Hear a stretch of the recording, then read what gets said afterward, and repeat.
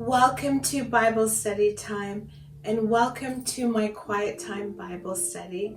Thank you so very much for clicking on this video. This is the time where I invite you to come and join me in the comfort of my prayer room, one of my most favorite rooms in my home. And my Hebrew name is Ahava, and it's on the wall back there. And my website, for those of you who are interested, is qtbiblestudy.com. Also, my Instagram name is Ahava Bible Study Time.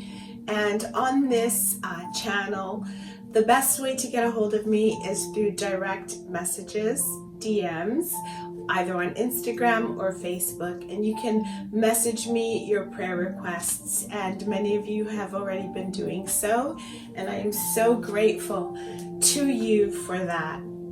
And so today we are continuing on with our Bible study series, focusing on the book of Jubilees. Just getting my notes here. We are focusing on the book of Jubilees. And so last week we read through the book of Jubilees, chapters 11 and 12, which mirrored the book of Genesis. For those of you who only focus on the 66 book canon, they mirror the book of Genesis, chapters 11, which speaks about the bloodline of Shem and also highlights how it links to Abram. It also speaks about, in Genesis chapter 11, it speaks about Abram's father, Terah. Abraham's father, before he was named Abram.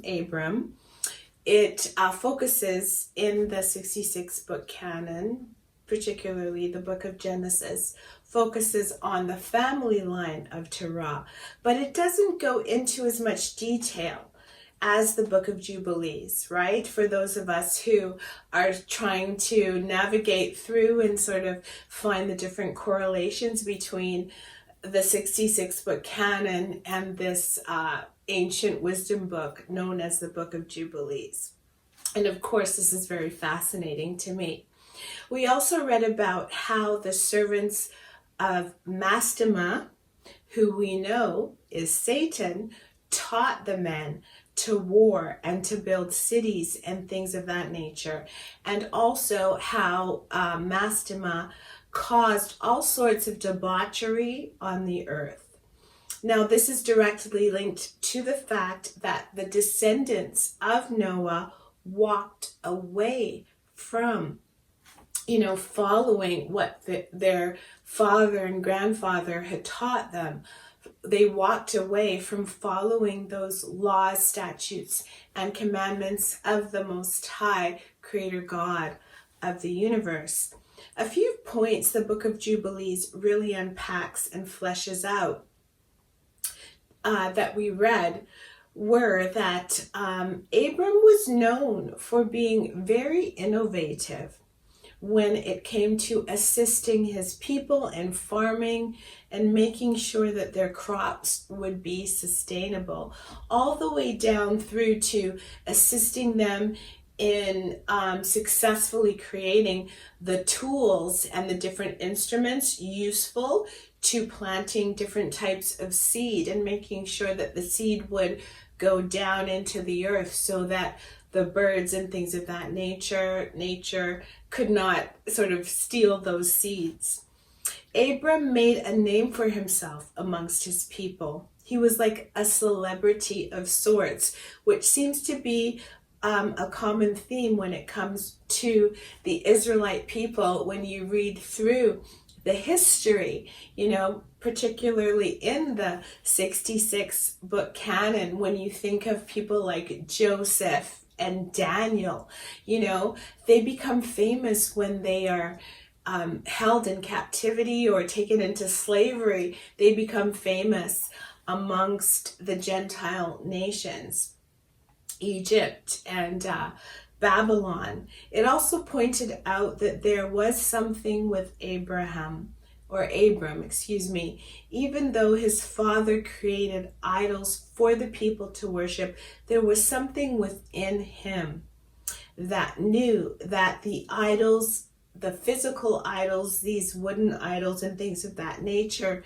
meant absolutely nothing. And we know that there are many religions in today's society that use idols and think that beads and crystals and statues actually mean something. But something was innately within Abraham, which I would like to assume was the Spirit of the Most High, the Ruach HaKodesh, the Holy Spirit. You know, the Spirit of the Most High Creator God that told him that this was wrong. And as we read last week, Abram went to his father at a very young age and insisted that this idolatry was wrong.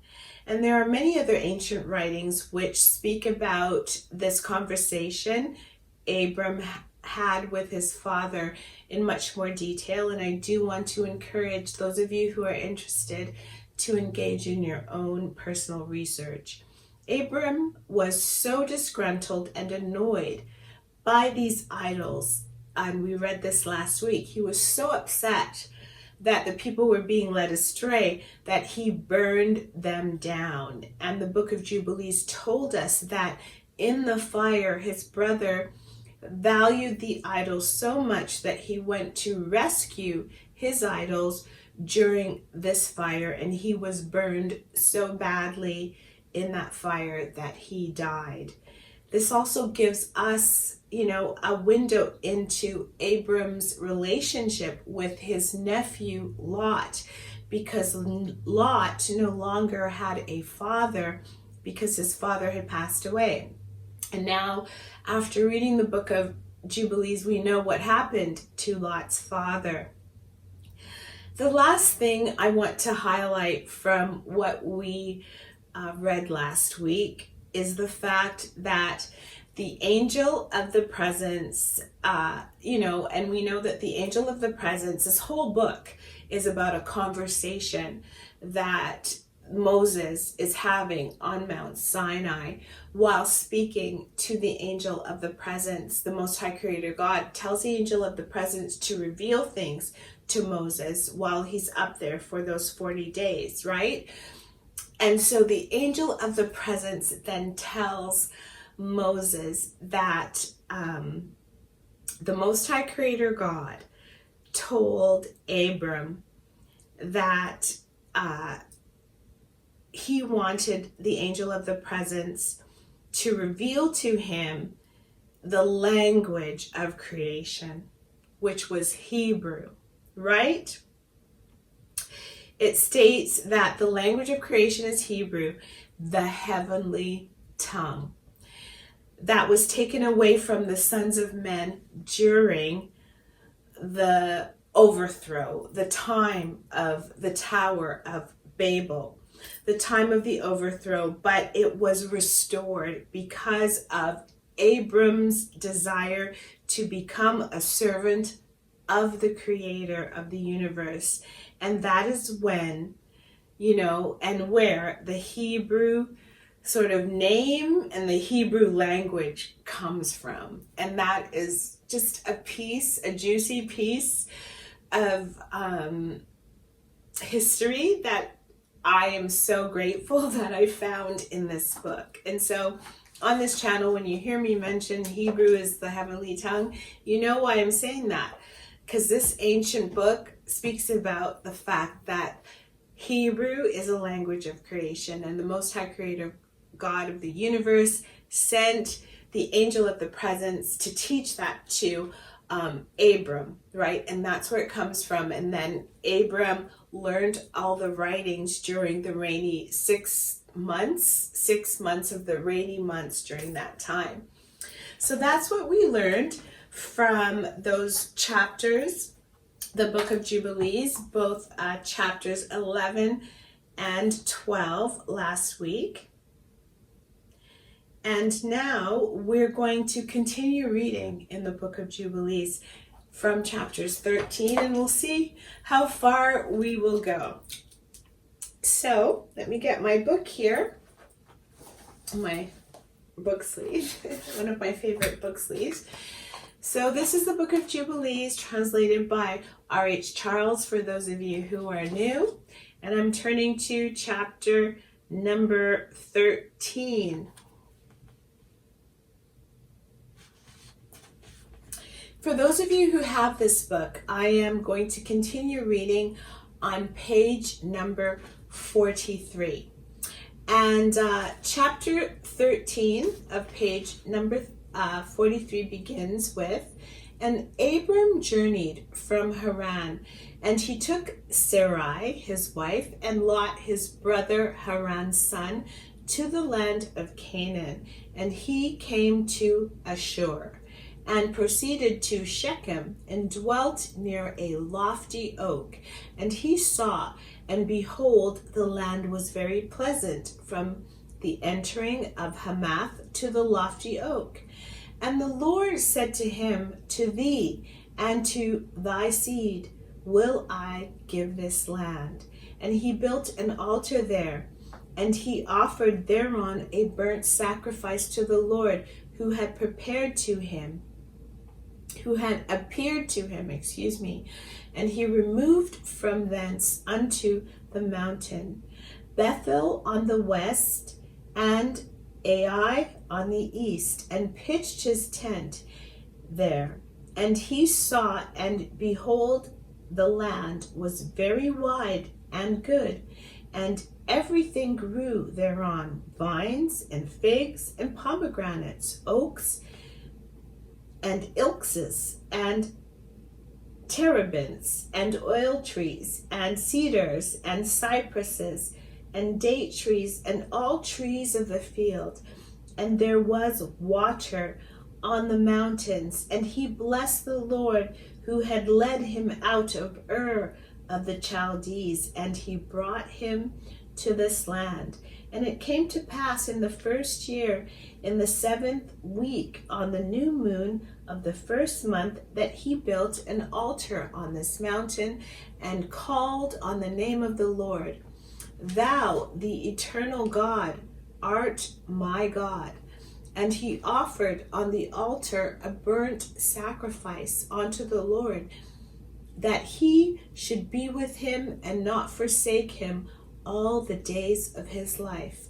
And he removed from thence, and went towards the south, and he came to Hebron, and Hebron was built at that time, and he dwelt there 2 years. And he went thence into the land of the south to Beloth, and there was a famine in the land. And Abram went into Egypt in the 3rd year of the week, and he dwelt in Egypt 5 years before his wife was torn away from him.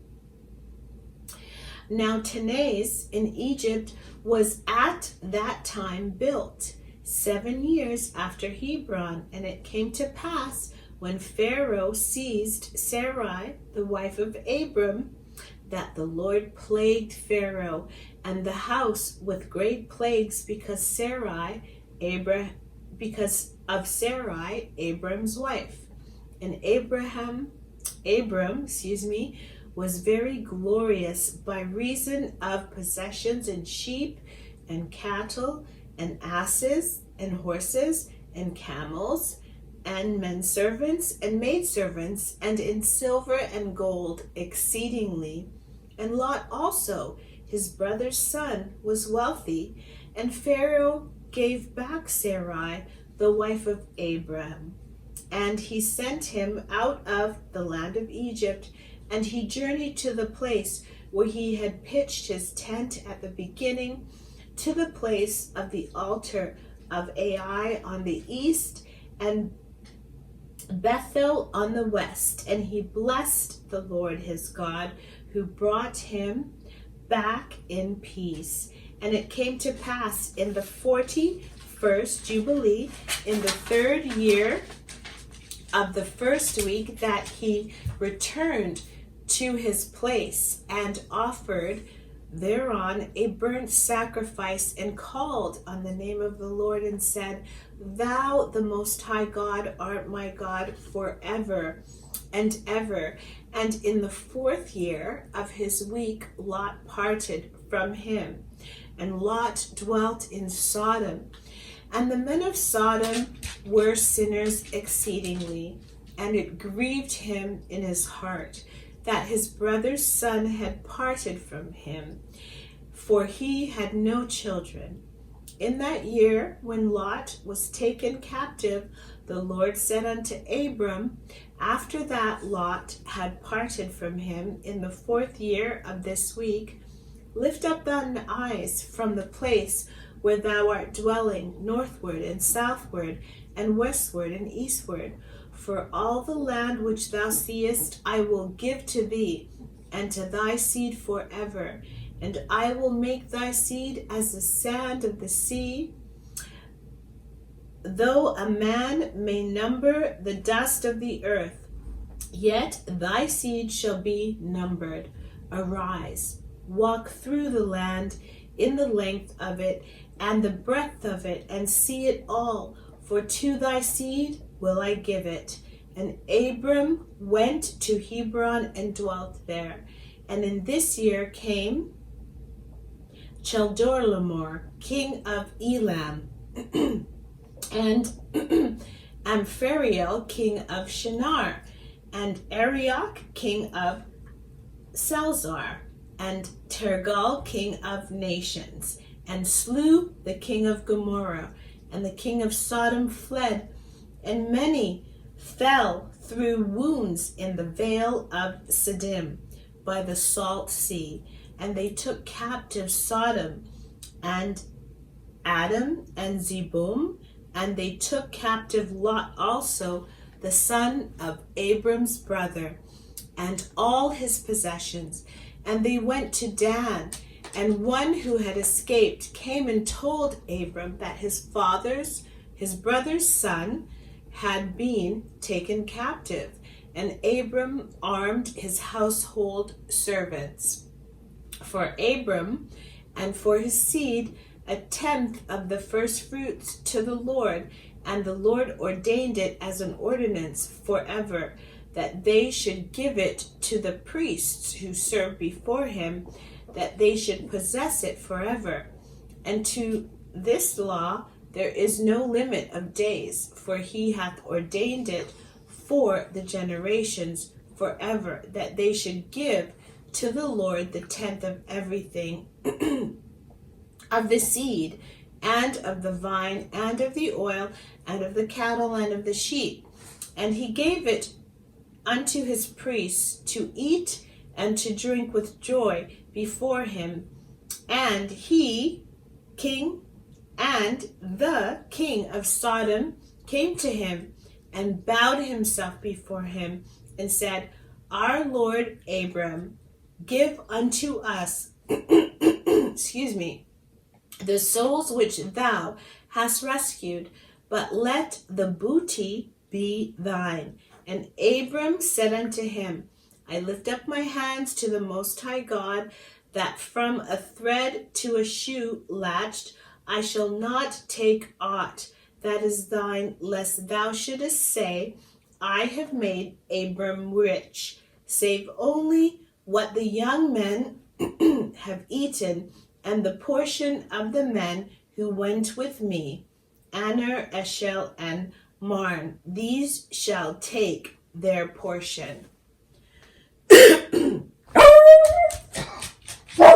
My apologies about the dog barking, and excuse me for coughing. It's very interesting to me, though. I was just reading verse 24 of this book of Jubilees. I have to pause here. And it seemed to jump from one subject to another, and we'll definitely be discussing that as we get to the end of the book, because it seemed to jump from one subject in chapter 13 to another, and it didn't sort of make sense as I was reading it. I'd like to continue and wrap up this video by reading chapter number 14. After these things, in the 4th year of this week, on the new moon of the 3rd month, the word of the Lord came to Abram in a dream, saying, "Fear not, Abram, I am thy defender, and thy reward will be exceeding great." And he said, "Lord, Lord, what wilt thou give me, seeing I go hence childless, and the son of Masech, the son of my handmaid, is the Damasek Eliezer. He will be my heir, and to me thou hast given no seed." And he said unto him, "This man will not be thy heir, but one that will come out of thine own bowels, he will be thine heir." And he brought him forth abroad and said unto him, "Look toward heaven and number the stars, if thou art able to number them." And he looked toward heaven and beheld the stars, and he said unto him, "So shall thy seed be." And he believed in the Lord, and it was counted to him for righteousness. And he said unto him, "I am the Lord that brought thee out of Ur of the Chaldees to give thee the land of the Canaanites to possess it forever. And I will be God unto thee, and to thy seed after thee." And he said, "Lord, Lord, whereby shall I know that I shall inherit it?" And he said unto him, "Take me an heifer of 3 years, and a goat of 3 years, and a sheep of 3 years, and a turtle dove, and a pigeon." And he took all these in the middle of the month, and he dwelt at the oak of Mamre, which is near Hebron. And he built there an altar, and sacrificed all these there. And he poured their blood upon the altar, and divided them in the midst, and laid them over against each other. But the birds divided he not. And the birds came down upon the pieces, and Abram drove them away, and did not suffer the birds to touch them. And it came to pass, when the sun had set, that an ecstasy fell upon Abram, and lo, an horror of great darkness fell upon him. And it was said unto Abram, "Know of a surety that thy seed shall be a stranger in a land that is not theirs, and they shall bring them into bondage, and afflict them 400 years. And the nation also to which they will be in bondage will I judge. And after that they shall come forth thence with much substance. And thou shalt go to thy fathers in peace, and be buried in a good old age. But in the 4th generation they shall return hither, for the iniquity of the Amorites is not yet full." And he awoke from his sleep, and he arose, and the sun had set, and there was a flame, and behold, a furnace was smoking, and a flame of fire passed between the pieces. And on that day the Lord made a covenant with Abram, saying, "To thy seed I will give this land, from the river of Egypt unto the great river, the river Euphrates. The Kenites, the Kenizzites, the Canaanites, the Perizzites, and the Rephaim, the Phalakites, and the Hivites, and the Amorites, and the Canaanites, and the Girgashites, and the Jebusites."